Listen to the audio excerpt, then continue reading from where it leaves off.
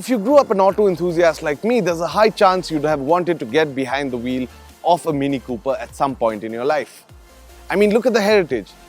James Hunt had one, Niki Lauda had one, Jackie Stewart had one, and it even has a rally heritage, having set blazing times at the Monte Carlo rally multiple times thanks to its small footprint and ability to go fast and keep its wheels on the ground. The Mini Cooper we have today may not be as small as the tiny microcar that gave it the name, but it does carry forward the same ethos. A small, convenient car that goes fast and handles well. The car we are reviewing today is the third generation of the Mini Cooper, albeit with a facelift in 2018.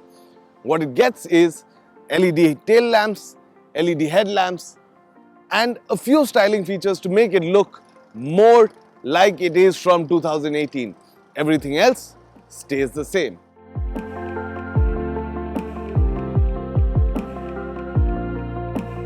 Now, the 2018 edition of the Mini Cooper S does look a lot like the third generation of the Mini Cooper on which it is based, but it gets a few tweaks here and there to ensure that it is more technologically forward. These include the LED headlamps, LED tail lamps, and a few design tweaks to make it look like a new, refreshed car. That said, the Mini Cooper does still look smashing. I love these two racing stripes along the bonnet, and I love these two massive air dams at the bottom. Everything else continues that very circular, well-rounded ethos with strong design lines along the body to make it appear wider and more like a two-seater sports car that it is. But remember, this is the Mini Cooper S Convertible. So, once you drop the roof down, it starts to look a whole lot better and much more exciting.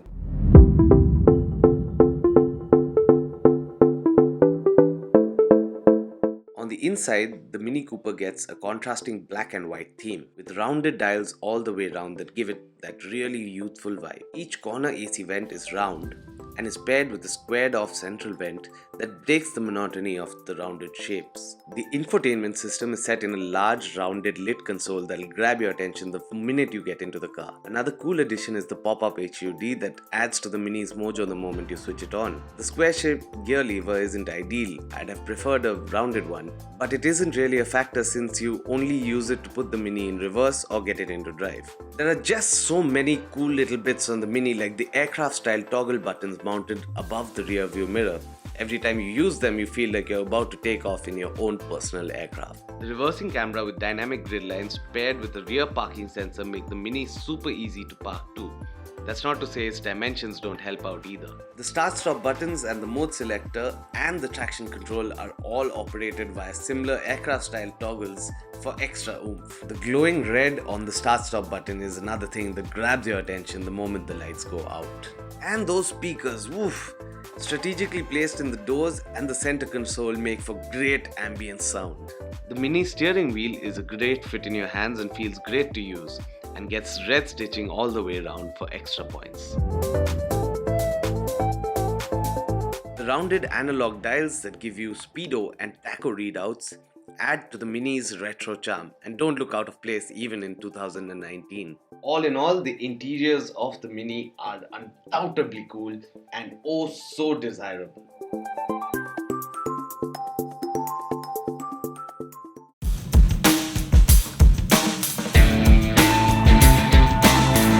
So we're finally behind the wheel of the Mini Cooper S Convertible, and that's where the fun really starts, because under the hood there's a 2-liter, 189 horsepower, 280 Nm torque petrol motor that really goes when you punch it. I mean, check this out.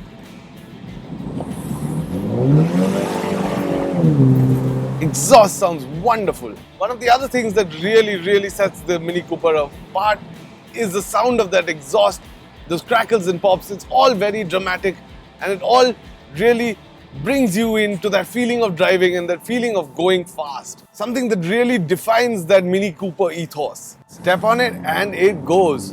Now, sending all that power to the wheels is a 7-speed automatic gearbox with paddle shifters, and it is one of the best gearboxes that I have ever driven in a car. It's very responsive. Just make one shift and it changes the gear, no questions asked. And that really makes it a hands-on, driver-focused performance car. And that's what I like about the Mini Cooper S Convertible so very much. Now you also get 3 driving modes in the Mini Cooper S Convertible. That is Sport, Green and a midway between the two that offers good balance of both sides. Now the Green mode obviously is efficiency oriented. It puts the power down and keeps everything very quiet and very nice like it is now. Flip the engine into Sport mode and that's where the fun really starts. The exhaust note changes, it gets a little gruffer, and when you put your foot down, it lights up like Diwali. Another thing I really like about the Mini Cooper S Convertible is the way it handles. It carries forward the Mini's ethos of being a great handling car that can zip through corners very, very efficiently. I mean, it is a serious driver's car. It will change positions with the slightest input from the steering wheel, and that is what is extremely important in a 2-seater performance convertible like this. All in all, the Mini is an oral experience. Slam the throttle and you get that wonderful crackle and pop as it goes through the gears. And it gets even better as you start to slow down with that wonderful little crackle and pop that lets you know you've shifted down. So in the end, is the Mini Cooper S Convertible a driver's car? Does it still carry forward the Mini's driving ethos of being a quick, fast car that will work both in rally and the track?